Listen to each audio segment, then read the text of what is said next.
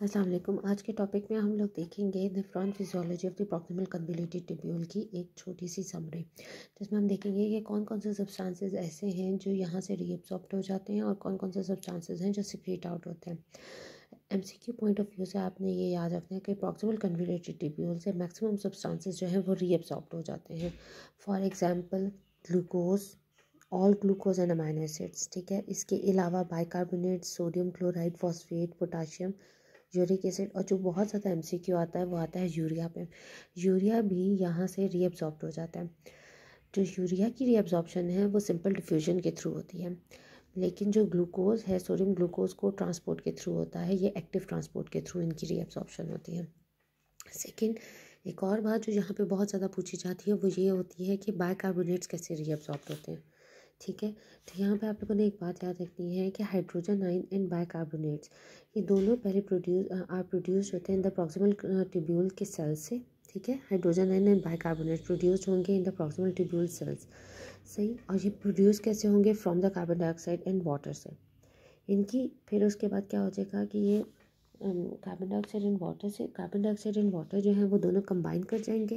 जिस तरह यहाँ पे आपको नज़र आ रहा है कि इन द ल्यूमन में कार्बन डाइऑक्साइड एंड वाटर जो है वो कंबाइन कर गए हैं with the help of the intracellular carbonic anhydrase. So carbonic anhydrase जो कि ब्रश बॉर्डर कार्बोनिक एनहाइड्रेस है, ये कैटेलाइज्ड होगा, ठीक है। ये कैटेलाइज करके इसी ही कार्बोनिक एसिड को करने के बाद बाइकार्ब्स एंड हाइड्रोजन आयन बना देता है, और बाइकार्बोनेट्स इस तरह रीअब्सॉर्ब हो जाएंगे और हाइड्रोजन आयन की सिक्रेशन हो जाएगी।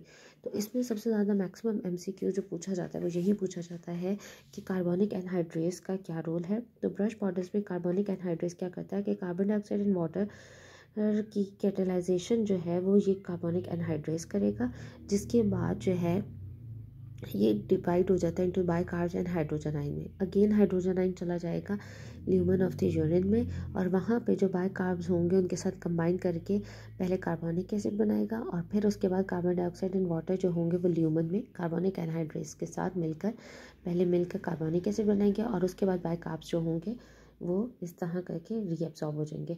सो ये पूरा प्रोसेस जो है ये full through out net reabsorption करता होता है ऑफ द फिल्टर्ड बाइकार्ब्स की।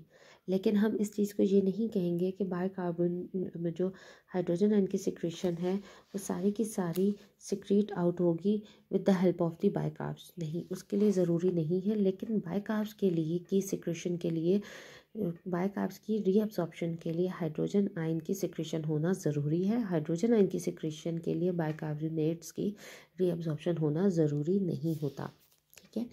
एक ये पॉइंट है। दूसरा पॉइंट ये है कि पैराथायरॉयड हार्मोन एंड फास्फोरस का क्या रोल है।